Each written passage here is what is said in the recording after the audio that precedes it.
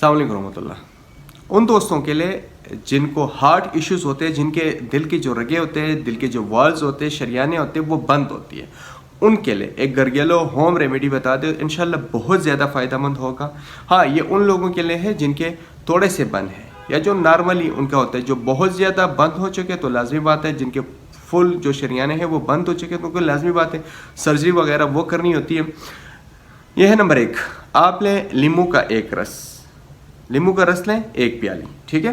उसके साथ अदरक का रस लें, वो भी 1 प्याली। उसके अलावा सेब का रस लें, वो भी 1 प्याली। और इस तरह लहसुन का जो जूस है वो भी लें। ये चारों चीज़ें हो गई, लींबू हो गया, अदरक हो गया, लहसुन हो गया और सेब हो गया। 4 चीज़ें आपने लेनी है, ठीक है। इन चारों चीज़ों को मिक्स कर देना है और हल्की आंच पे, धीमी आंच पे आपने पका देना है।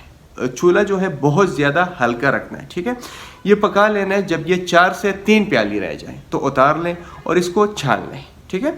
जब उतार के छान लेंगे तो आपने रोज़ाना की बुनियाद पे सुबह 3 चम्मच, ठीक है, रोज़ाना की बुनियाद पे आपने 3 चम्मच इस्तेमाल करने। और उसका बेहतर तरीका ये है कि आप उसको नीम गर्म पानी में मिक्स करें। अगर नीम गर्म पानी में मिक्स नहीं करना चाहते हैं तो आप 3 चम्मच मुंह में डालें, ऊपर से नीम गर्म पानी लें।